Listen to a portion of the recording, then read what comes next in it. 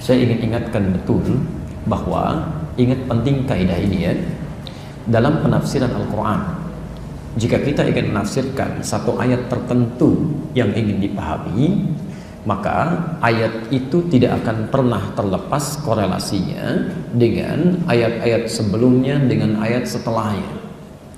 Pola ini yang sudah kami perkenalkan di awal pertemuan kita disebut dengan siyak.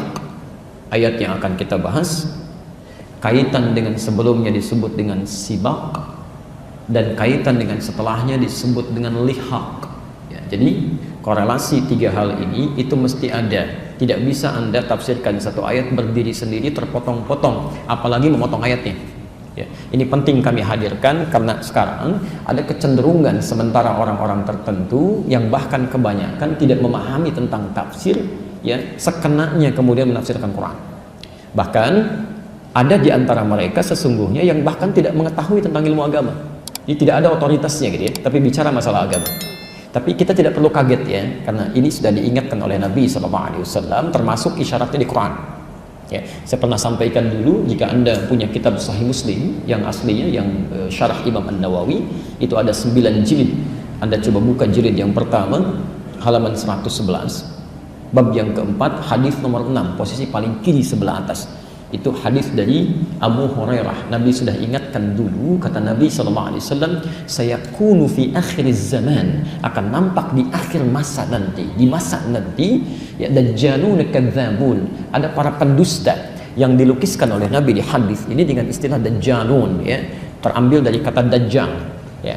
Jadi bukan dajjal sesungguhnya ya, tapi mengambil satu makna yang melekat pada dajjal. Dajjal itu salah satu sifatnya dia pintar, punya magic ya, sesuatu yang membuat Anda terpukau gitu ya. Jadi nanti kata Nabi ada orang-orang yang pintar, kalau dia mengeluarkan kata-kata bisa membuat Anda terpikat gitu, kayak benar kalimatnya ya. Seperti diilustrasikan di Quran surah kedua Al-Baqarah ayat 204 sampai 207 ya, posisi paling kiri dari atas sampai sedikit ke bawah ya.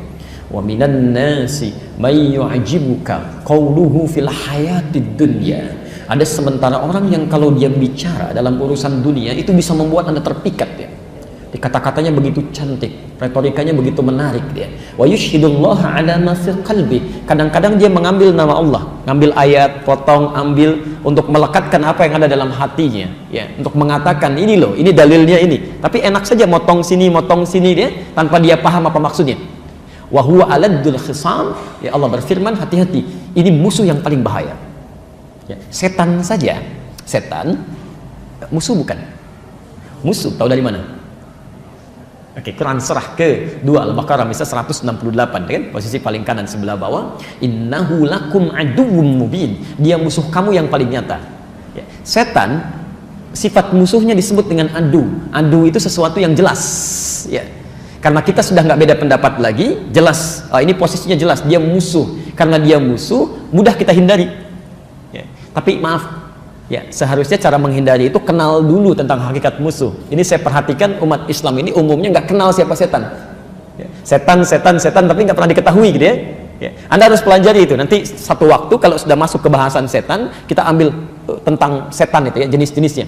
Ada setan yang ada di masjid, jangan kira masjid sepi dari setan, ada ya, ada setan menggoda orang sholat, bahkan kata Nabi akan digoda sampai lupa dia berapa rakaat sedang menunaikan sholatnya. Kalau Anda sedang lupa menunaikan sholat berapa rakaat, itu Anda sedang terkena godaan setan itu ya. Dia masuk ke sela-sela orang sholat ya. Abu Dawud nomor hadis 666. Ada setan di rumah, ada setan di mall, ada setan di kantor, itu banyak ya. Kalau Anda tidak kenal bagaimana cara dia menggoda, Anda nggak bisa menghindarinya ya. Anda harus tutup celahnya. Kalau Anda tidak tahu di mana lubangnya jalan ke sini, Anda nggak bisa menghindarinya, bisa terjebak di situ. Tahu ya? Itu yang nyata. Tapi kalau ada musuh, tidak terlihat nyata musuhnya, hadir di sekitaran kita, nampak menghadirkan sesuatu yang mengagumkan, tapi dia berbahaya, itu bahasanya aladdun. Ya, kalau sudah ada konfrontasi disebut dengan khisam. Kata Allah, alad wa huwa aladdun khisam. Ini lebih bahaya dari setan nih. Ya, makanya hati-hati ya. Yuhadditsunakum bima lam tasma'uhu wa la yasma'unahu aba'ukum. Dia akan bicara kepada Anda bukan masalah dusta urusan dunia. Ya. Bukan dusta materi, dusta kedudukan, bukan. Tapi dia bicara masalah agama, tapi isinya dusta. Ya. Anda bisa kaget, bahkan orang dulu pun bisa terkejut. Iyyakum wa iyyahum. Anda mesti waspada dengan orang seperti itu. Ya, sekarang sedang marak nih. Ya, ambil ayat Quran begini mengatakan, oh ini tafsirnya begini. Padahal dia sendiri yang ngerti agama. Ya, maka tinggalkan yang seperti itu ya. Hati-hati. Kalau mendengar yang seperti itu, sudah ada ketentuan di Quran jelas. Kita nggak bisa komentar lagi. Tetap ketentuannya. Ya. Bahkan kalimatnya sangat tegas. Quran surah keempat ayat 140. Posisi paling kiri sebelah bawah di pojok. Wa qad nazzala 'alaikum fil kitab. Telah tetap ketentuan di dalam Quran yang tidak bisa berubah. An idza sami'tum ayatillahi yukfaru biha wa yustahza'u biha fala taq'udu ma'hum. Jika Anda mendengar ada seseorang memberikan statement kepada Anda tapi mengingkari ketentuan di ayat Allah. Misal dia ambil ayat Quran, dia tafsirkan sekenanya ya, dengan tafsiran yang tidak benar. Ya. Atau wa yustahza'u biha, minimal dia olok-olok misalnya isinya.